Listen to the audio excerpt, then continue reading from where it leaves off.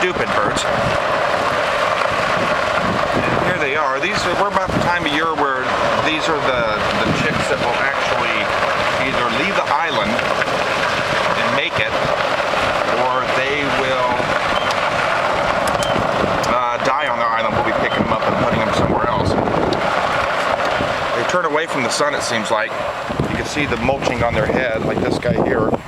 It's a brown mulching. He's a chick, and either the mother bird, daddy bird didn't take care of them, or they never came back, or never found food. All these guys, there's not, oh, here comes an adult bird right here. This is a mom or dad looking for their chicks, or just hanging out. Maybe the chick's already deceased. That's an adult bird. He's already one of the ones that made it off the island. These other ones are all chicks. And you can see that? You walking around? They're the stragglers. A lot of the birds have already left the island. But these guys out here, as you see out there in the distance, there's also chicks out there. These guys probably will perish on the island here on Sand Island, Midway Atoll. Okay. Yeah, see, you're getting a good view of what's happening. And we'll head off to the airport here. This was the old Navy barracks, Henderson Field, that the Navy held.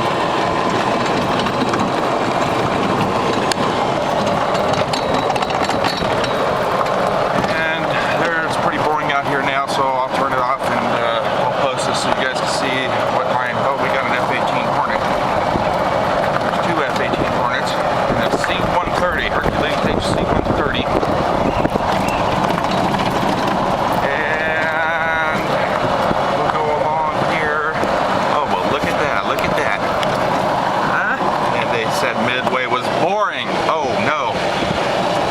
This guy came in with an engine trouble, hydraulics, so they had to shut down with one of his engines. That's a nice. I'd like to take a spin in that bad boy. Hello. Yeah. Oh yeah. Midway Atoll. The date is July 10th, 2009. There's another F-18 Hornet. They were going from Japan to Hawaii. Japan to Hawaii when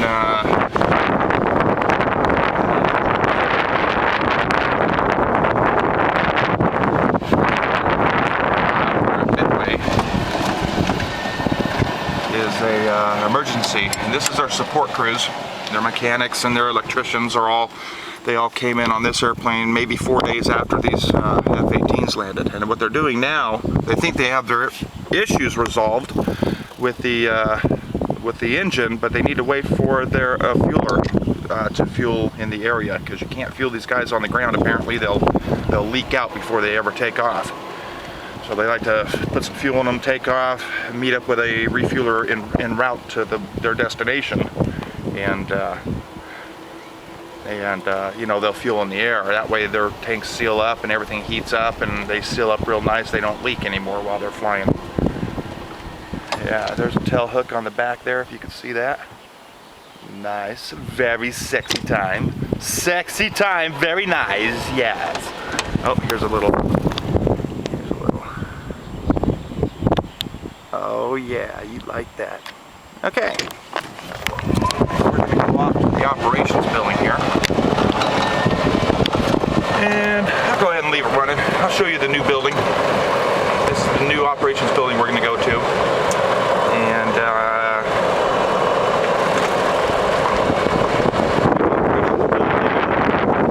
built maybe, it's been about 18 months now. A great improvement from operating the airport operations from out of that old World War II Navy hangar that we just looked at.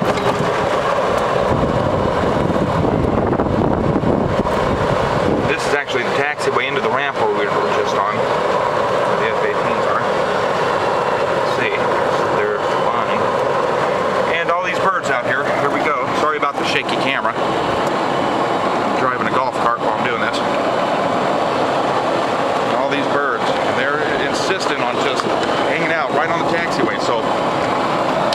2 hours before an airplane's due in. We got to come out and move these wonderful albatross birds. And the thing about it is here's one that's obviously not going to make it. A light breeze will blow this guy over, as you just saw. The funny thing is, you go out and move them before an operation, they come right back to the same spot they were at, and they sit right there. It's no wonder the dang things aren't extinct yet. These guys are they're all gonna die. That's what they look like. They're just kind of face planted. He's gone. He's gone. Here's taxiway lights here. There's another one gone. No, they're dropping like flies. As it gets hotter also, they die from dehydration or malnutrition. For whatever reason, they weren't, they just weren't fed. And so we're going to hang on. Here's some taxiway lights there. So we can back out. There's the operations building. Not a bad gig. Not a bad gig at all. Yeah, there's another one here. And crash and burn, baby, crash and burn. Ouch! That hurt. That's gonna leave a mark. These guys are all gonna die. There's just, you can tell we're looking at it. If they're this far behind the curve at this point, they're not gonna make it. Come up to the operations building.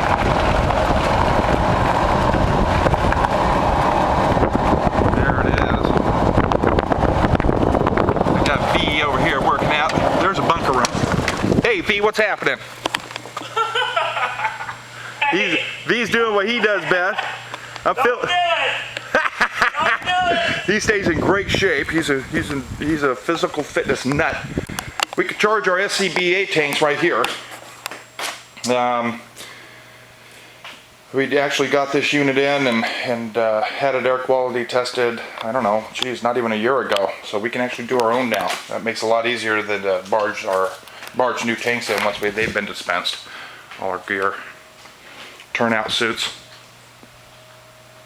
Okay, a little work area, a little workbench.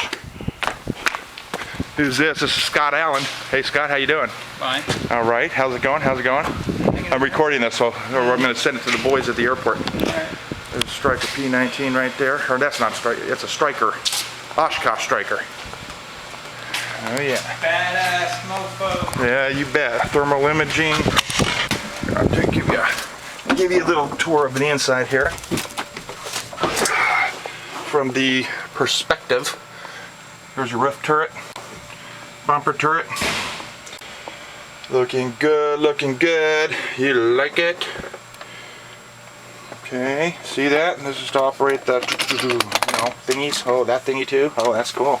Turnout suits, everything. See the recessed seats where you can put your tank in. It makes it easy. You can just sit in there now and strap it on. You don't have to fumble around with it. It's actually recessed into the seat. The air tank is. So, and Mobile One. Our little operations truck right here. Slamming and jamming. Okay, walking around. Nice little building. It probably won't last long in these conditions, the Midway conditions, but yeah, there's Dave Woe, another firefighter. This is a firefighter where they hang out. They work hard in here. I'm gonna send this to the Fox. There's our kitchen. Nice. Sexy tag right there. All right.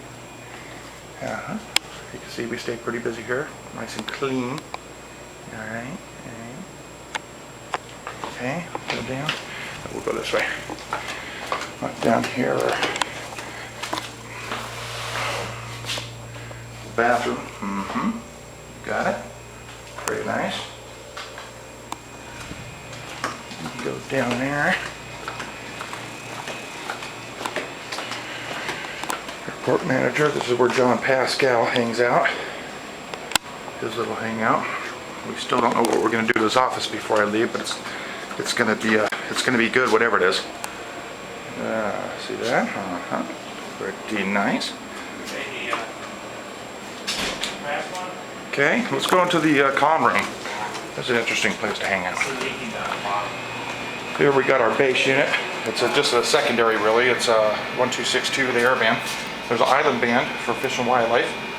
Our phone, of course, got a couple of those. Here's our high frequency radio, microphone. This is also another headset for 1262, and it's on a different antenna, so it has a lot better range than this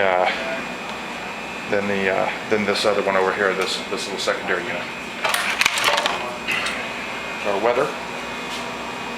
Read our information. Come around. This is the new monitor for the new edge lighting on the runway. Pretty neat stuff. It's on PCL here. On PCL, and you can go out of manual mode and change these around and change the intensity manually if you want. Come over here.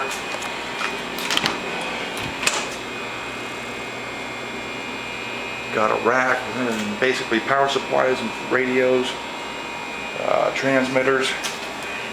Pretty much, we got a transmitter for every frequency out there. There's power adapters and UPSs.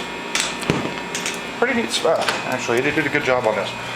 1215, of course, is one we have. Anyways, boring stuff. Okay, there's something. And that's it. And I'm gonna probably wrap this up and get it up online so